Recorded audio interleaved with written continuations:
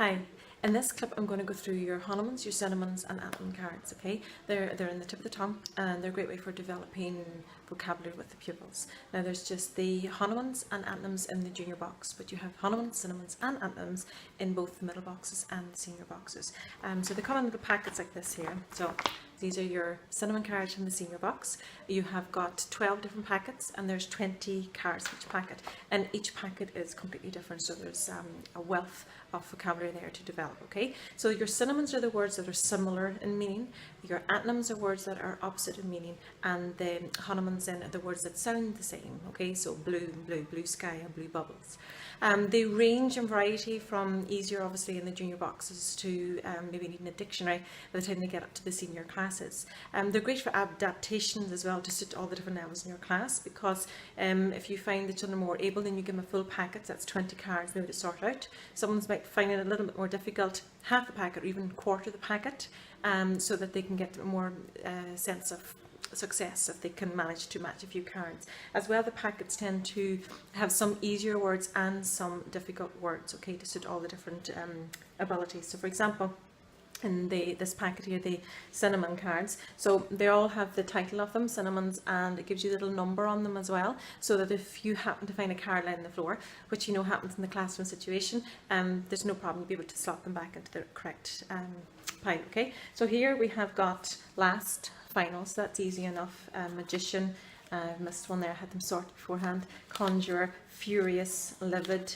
joy and delight, and these are the ones for senior classes. So that's an example of some of the easier ones, whereas then you've got the likes of lethal, deadly, maintain, preserve, lucid means clear, meeting, assembly, lacking, main, leading and missing. Okay, so I think a few there might not be mixed up, but might be mixed up, but that's an example of a packet there for the senior classes. Now what you can do with these cards, so you may give them out one to each pupil, and they have to try and write a sentence and draw a picture of what that word means.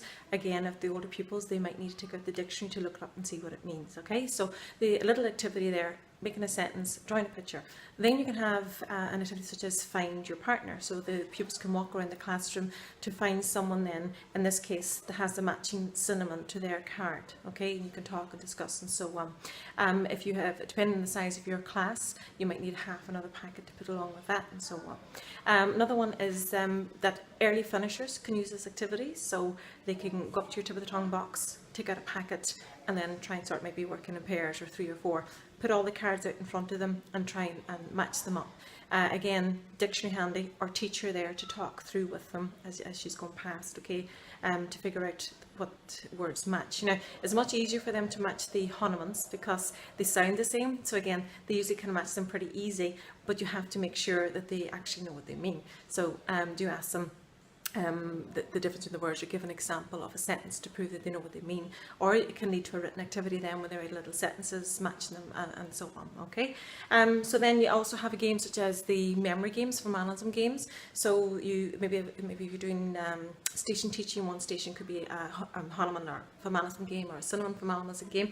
Take out one packet, put the face down and the children turn them over, or just have a simple matching game. Okay, so that's just an examples of what you can do there with the synonyms. The same activities apply then to antonyms and to the homonyms as well. Okay, so there's a bank of vocabulary that can develop right throughout the years, throughout 3 boxes.